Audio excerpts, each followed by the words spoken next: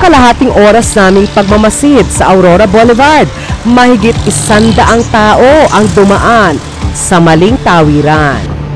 Iba-iba ang kanilang dahilan. Nakakapagod mag-overpass. Kasi ang dami po kasi naming dala. Ngayon lang kasi ko nadaan dito. May binili na ako eh. Nagmamadali kasi ako. Doon hindi kami makakita. Tuhod ko may arthritis. Kung pwede nyo lagyan na yung elevator, basta okay. Wala pang 1 kilometro ang layo ng footbridge mula sa bawal na tawiran. Wala itong elevator o rampa para sa mga persons with disability at senior citizen.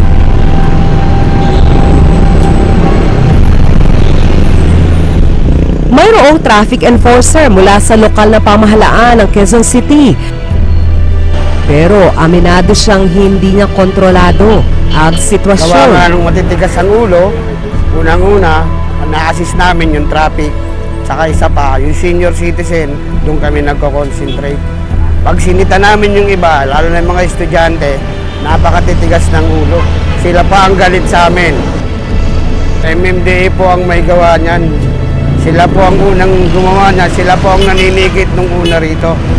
Yung anti-jaywalking po ng MMDA, sila po ang naninigit nung tumatawid dyan sa bawal. Kami po nag-a-assist lang ng traffic. Dire-diretso rin yung pag-apprehend, pero hindi lugar, kumbaga parang kami kanya-kanya schedule tayo. Halimbawa, dito lang muna sa lugar na to, ganon. Hindi kasi siya pwedeng doon ka lang lagi. Kasi pagka nakita na mayroon na doon, hindi naman sila natatawid eh. So, kumbaga, ino-operate natin yung mga may lugar na hindi pa alam ng tao na mali yun. 500 piso ang multa sa ilalim ng anti-jaywalking policy ng Metro Manila Development Authority o MMDA.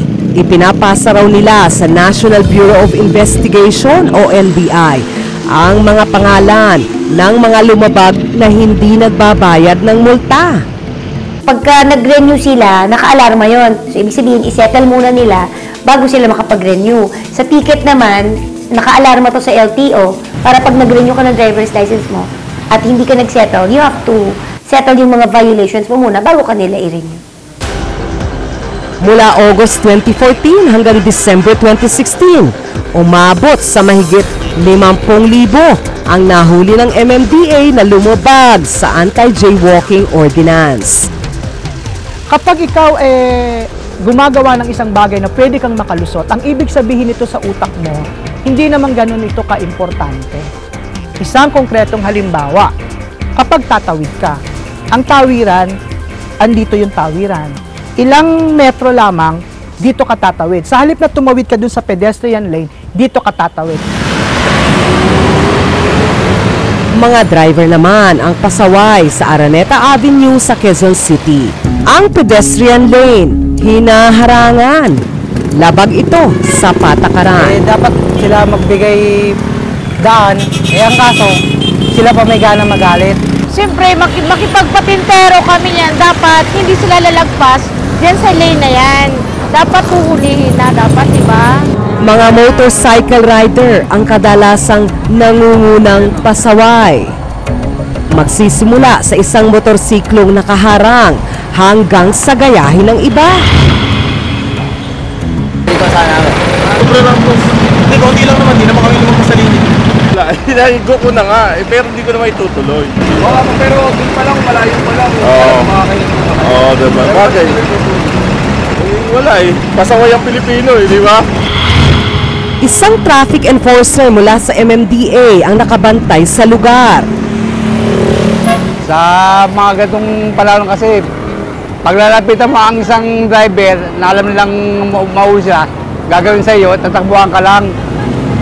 Di ba, ako na mag-isa pang wala na, takbuhan ka lang, hindi ka na mahuli.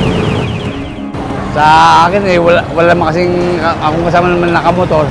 Pero pag may nakamotor kami kasama, pwede na mahabol. Actually, pag-operate or pag-ticket natin dun sa mga violators, ano naman yan continuous. Continuous yan. Kaya lang siguro, halimbawang nagkakataon na yung oras peak. hindi tayo nagtitiket kasi pag ganyang oras. So siguro yun yung mga nakikita nyo. Pero kapag halimbawa hindi peak, pwede tayo mag-ticket nun kasi ang mga violations yan is mga disregarding traffic signs.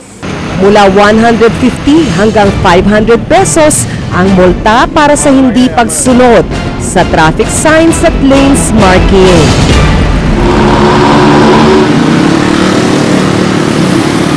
Mga maingay na motorista naman ang problema sa Rizal Avenue sa Maynila. May magkatabing simbahan at paaralan dito. Pero ang mga sasakyan, walang preno sa pagbusina. Sa school zone at simbahan, bawal ang bumusina.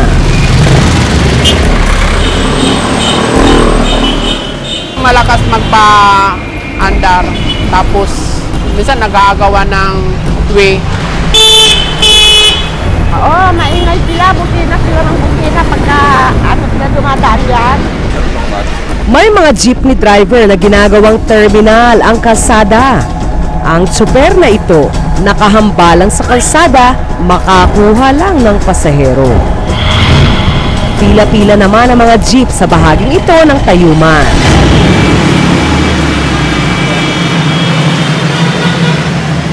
Dalawa ang lane ng kalsada, isa na lang ang nadadaanan. Ito po ay talaga mag-create ng isang malaking abala para sa ating mga motorista. At naway kami nga, gaya nga na sinasabi ko, hindi kami nagkukulang sa aming hanay, sa aming mga membro, kasama namin dyan ng PEDUDAP, na itong ating mga membro ay pinaliliwanagan namin ng maayos at naway maintindihan nila na kung saan ang dapat magsakay at magbaba. Gaya ng gumigitna na yan, hindi namin membro to, so wala tayong kontrol dyan. So, gaya ng sinasabi ko, nananawagan kami sa ating MTPB ng Maynila na sila mismo ang ahensya para magkaroon ng disiplina rito. The same time, ang ating Manila Traffic Police na disiplinahin po itong mga pasaway na driver na ito.